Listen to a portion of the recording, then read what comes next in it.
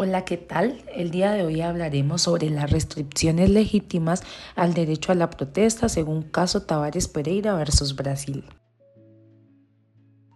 El caso Tavares Pereira contra Brasil presenta un contexto importante para estudiar las limitaciones válidas al derecho a la manifestación dentro del sistema interamericano de derechos humanos. En esta decisión del 2023, la Corte Interamericana examinó la reacción de funcionarios del Estado ante una protesta de trabajadores del campo, donde el uso desmedido de la fuerza resultó en la muerte de una persona y heridas en varias personas. La evaluación del tribunal indica que aunque los estados pueden imponer restricciones al ejercicio de la protesta, estas deben adherirse a criterios específicos de legalidad, necesidad y proporcionalidad. Este caso ilustra las repercusiones legales cuando se aplican tales limitaciones de forma arbitraria o desproporcionada, dañando gravemente derechos fundamentales. Para responder a la pregunta de cuándo son legítimas las restricciones al derecho a la protesta, tenemos que decir que este derecho, aunque es fundamental para una democracia, no es absoluto. Las normas internacionales permiten restricciones siempre que cumplan criterios muy estrictos. Entre ellos están, en primer punto, la legalidad. Toda restricción debe estar prevista en una ley clara y accesible, aprobada por el órgano competente y conforme a la Constitución y los tratados internacionales. Esto evita arbitrariedades y permite control judicial.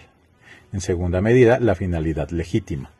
La restricción solo puede imponerse para proteger seguridad nacional, orden público, salud pública, moral pública o los derechos de terceros, pero nunca para silenciar críticas ni por conveniencia política.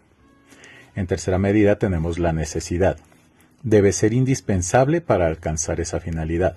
Si existen medidas menos restrictivas como reubicar la manifestación o ajustar los horarios, estas deben preferirse. En cuarto punto tenemos la proporcionalidad. El impacto sobre el derecho no puede ser excesivo frente al beneficio buscado.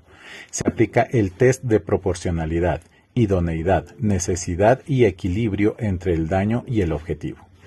En quinta medida, la no discriminación. Las restricciones no pueden aplicarse de manera selectiva contra ciertos grupos u opiniones. Todas las personas deben tener igualdad para ejercer este derecho. Y como último punto, la supervisión y garantías. Debe existir control judicial, transparencia y protocolos claros para evitar abusos, incluso con restricciones. El núcleo esencial del derecho debe mantenerse. En resumen, cualquier limitación debe ser excepcional, justificada y respeta estos principios. Si no los cumple, es ilegítima.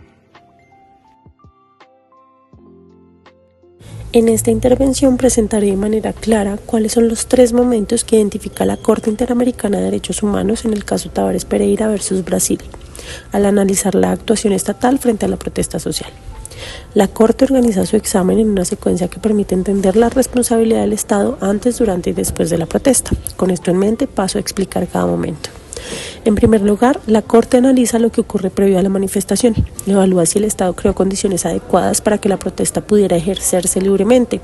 Esto incluye evitar discursos estigmatizantes, intimidaciones, seguimientos o prácticas que generen miedo.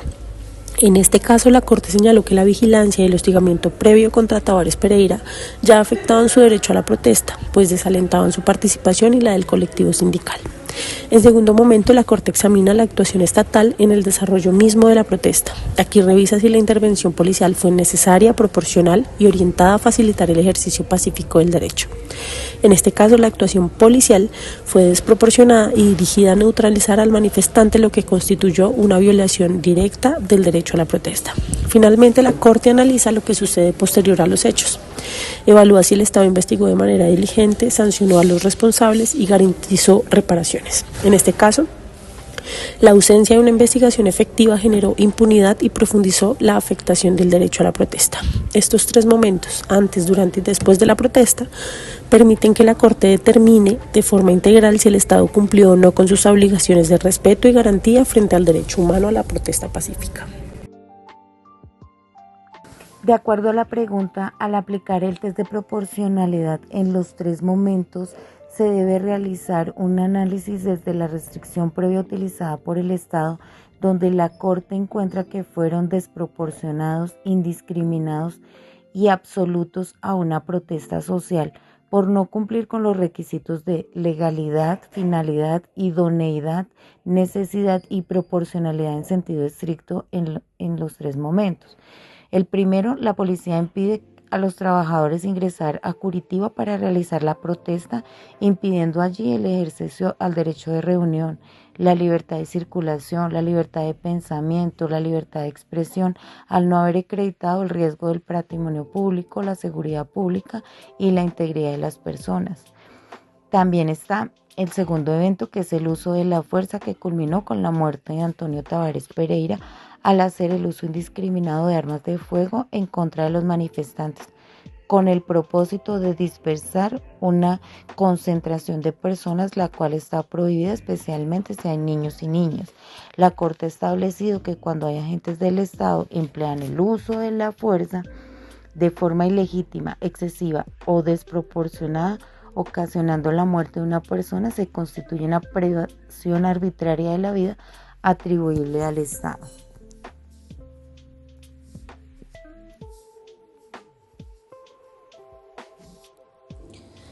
La Corte concluyó que en un tercer momento Brasil hizo un uso indiscriminado y desproporcionado de la fuerza contra los trabajadores rurales que participaban pacíficamente en la marcha por la reforma agraria, incluso contra niños y niñas. La policía militar empleó armas de fuego, gases lacrimógenos, balas de goma, perros y disparos incluso desde helicópteros, sin necesidad ni gradualidad alguna. Esto constituyó un uso excesivo e injustificado de la fuerza, con lo cual el Estado incumplió su deber de proteger la integridad física y psíquica de los manifestantes, violando así el derecho a la integridad personal de las personas.